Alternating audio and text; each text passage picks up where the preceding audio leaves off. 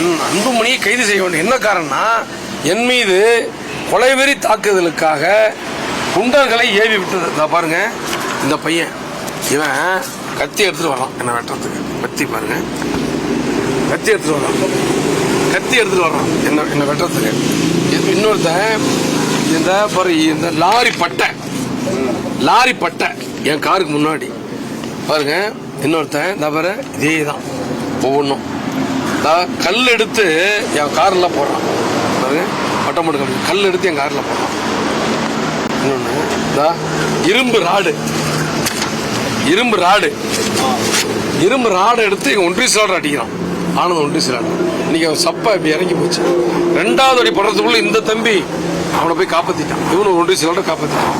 இன்னொன்னு அதோட கொடுமை, நான் உட்கார்ந்துட்டு இருக்கிற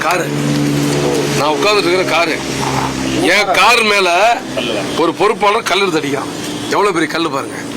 நான் இதுக்கு எல்லாமே யார் காரணம்? அன்புமணி அவர்கள் தான் காரணம். ஆக இந்த குற்ற நடவடிக்கையில அன்புமணி அவருடைய பெயரை வைக்க வேண்டும். என்ன காரணம்? தூண்டுதல் அவரு தான். இந்த பசங்க, அதாவது அந்த ஒரு 4-5 பசங்க முதல் குற்றவாளி, 5 குற்றவாளிகள் முக்கிய குற்றவாளிகளை கைது செய்யல. இதுவரை காவல்துறை கைது செய்யல. அவர்களை கைது செய்வார்கள் என்று நம்புகிறோம். விரைவில் கைது செய்வார்கள் நம்புகிறோம்.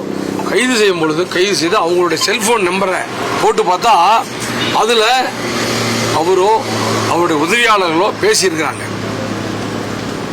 தூண்டி விட்டு இருக்கிறாங்க. அப்படின்னா அவரு தான் முதல் குற்றவாளி. என்ன சொல்றாரு?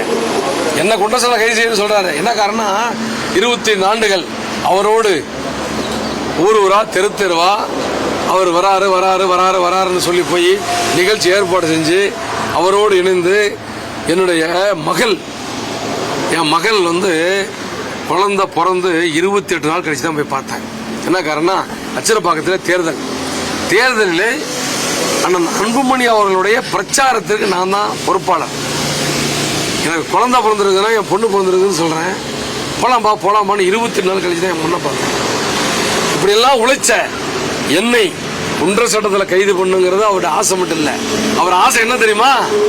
என்னை கொல்லணுங்கிறது தான் ஆசை. அதுக்காக தான் அந்த பசங்களை ஏவி விட்டுருக்கிறேன். அது இது குற்றச்சாட்டில் போடுங்கிறது எனக்கு ஒன்றும் பெருசா இது இல்லை.